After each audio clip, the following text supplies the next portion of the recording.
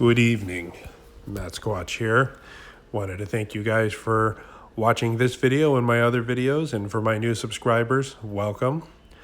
I apologize for not posting more this week. Been out with the family, visiting my father who lives in the Pine Cove, Idyllwild area, tromping around in the woods, spending time with him.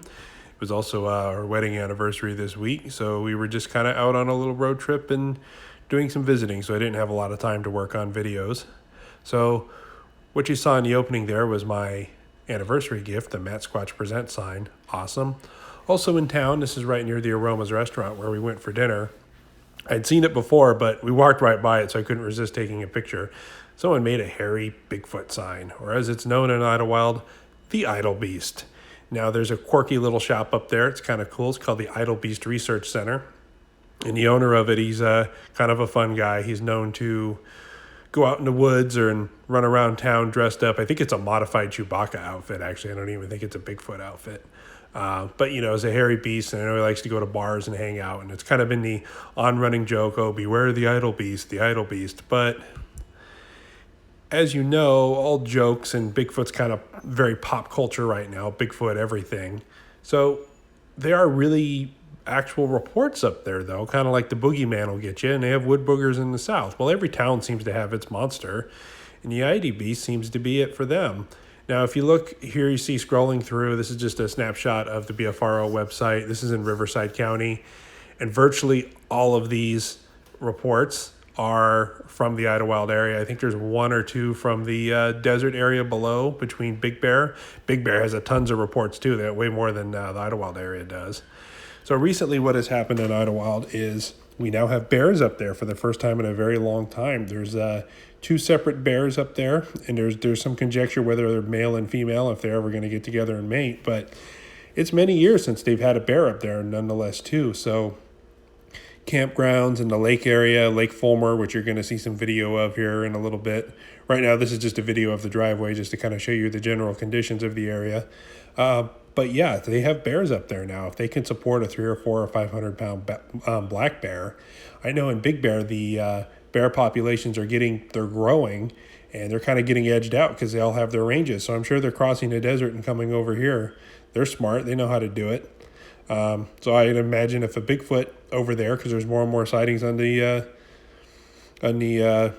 Big Bear side of things up in the San Gregorio Mountains. So I'm sure they'd wander over. I'm sure it's part of their range. They probably move around quite a bit. So I didn't get to go deep into woods like I wanted. I was tied up with family this trip, which was fine. I enjoyed seeing my family, hanging out with everybody. It was very cool. But I did get a chance to walk around the lake and walk around my dad's place a little bit. And it's just nice just to drive around and check it out. Very cool. But as you can see, the lake, it's got ducks in it. It's got all sorts of ponds and shrubs and things growing that you naturally would in the lake. Not to mention a lot of picnickers and people always there eating, and trash cans and a good source of water. If I was a bear or a Sasquatch, I'd be looking around there for food scraps. Not to mention any animal life that comes in and drinks off of that lake would also be potential prey items. Sorry about that.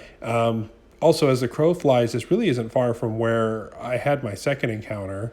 And as the crow flies, this really isn't far from the Pacific Crest Trail at all. In fact, I think it goes right by here. So pretty rugged. You can get back in there. To me, that's what I found in a lot of Bigfoot reports. They like to be on the edges of society. They like to be the edge of a national forest that borders a town or a housing community, because they can go in there, they can keep an eye on the nearest people, but then they have their range to go wander through and go hunt and survive. This is some footage of along the lake here. I was kind of just playing around with the new phone with the camera on it just to see what it does. Pretty good zoom on it.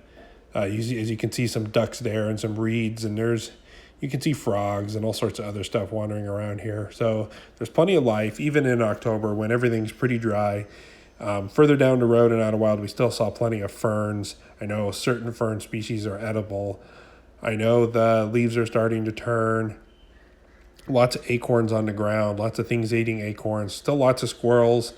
One thing in the last few years, the squirrel population has gone nuts up there. There's way more ground squirrels, way more gray tree squirrels, lots of chipmunks. I think that's probably from the wet winter. There's probably more seeds and nuts, so probably more squirrels.